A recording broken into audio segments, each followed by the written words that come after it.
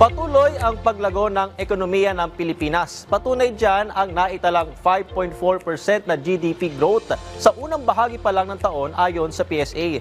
Kinilala rin ang Pilipinas bilang pangalawa sa may pinakamabilis na paglago sa Asia. Si Christian Bascones na PTV sa Balita Pambansa. Lumago ang ekonomiya ng Pilipinas sa unang bahagi ng 2025. Mas maraming negosyo ang umunlad, mas maraming trabaho ang nabuksan, at mas maraming Pilipino ang nagkaroon ng sapat na kita.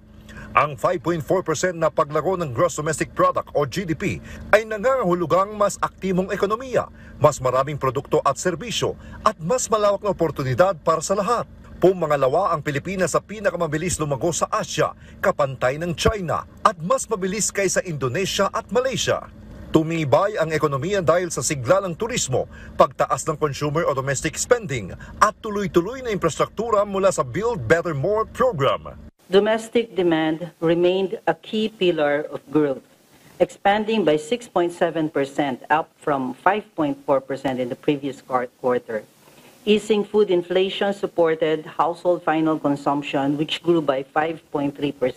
Para sa karaniwang Pilipino, ang ganitong paglago ay nangangahulugang mas maraming trabaho, mas maayos na serbisyo, at mas tiyak na kinabukasan.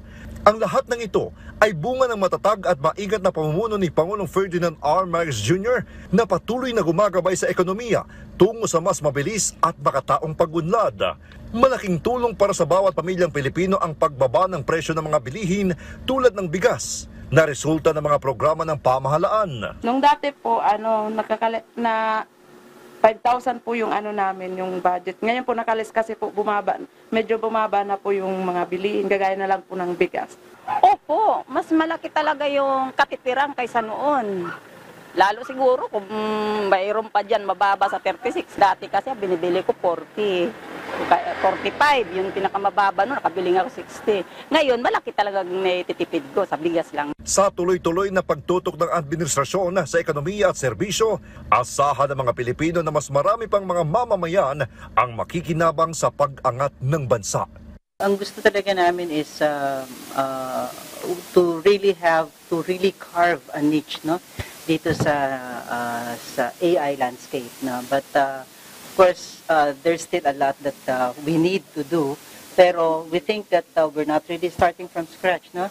Kasi marami na rin naman tayo in terms of the manpower. We just need to upskill pa rin yung sa AI natin. Mula sa PTV Manila, Christian Bascones, Balitang Pambansa.